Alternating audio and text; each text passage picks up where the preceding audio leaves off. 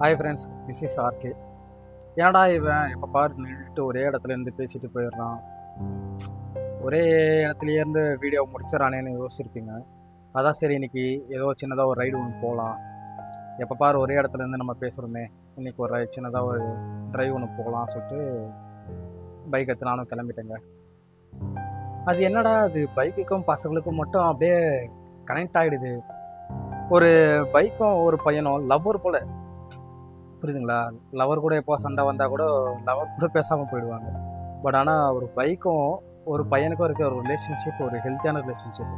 அவனுக்கு எந்த ஒரு கஷ்டம்னாலும் சரி, ஒரு சோகம்னாலும் சரி, ஒரு சந்தோஷம்னாலும் சரி, அவன் அந்த பைக்கு கூட ஷேர் பண்ணிக்கிறதா ரொம்ப ரொம்ப அதிகமாக இருக்கும்.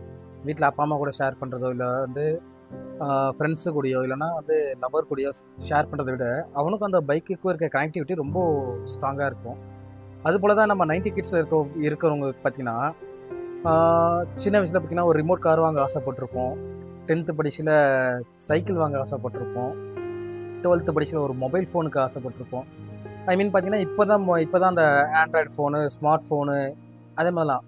பட் ஆனால் அப்போலாம் பார்த்தீங்கன்னா 90 கிட்ஸில் இருந்தவங்க படித்த அப்போலாம் ஒரு நோக்கியாவில் பார்த்தீங்கன்னா 1100ன்னு ஒரு மொபைல்.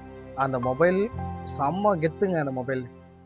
ஸோ அப்படி இருந்து நம்ம மொபைல் வாங்க முடியல. காலேஜ் போனதுக்கப்புறம் பைக்குக்கு ஆசைப்பட்டிருப்போம். அப்படிலாம் போக போக லாஸ்ட்டாக வேலைக்கு போய் கொஞ்சம் கொஞ்சமாக சேர்த்து வச்சு நம்ம ஆசைப்பட்ட பைக்கை வாங்கி அந்த பைக்கை ஓட்டத்தில் இருக்க சுகம் இருக்குது பாருங்க.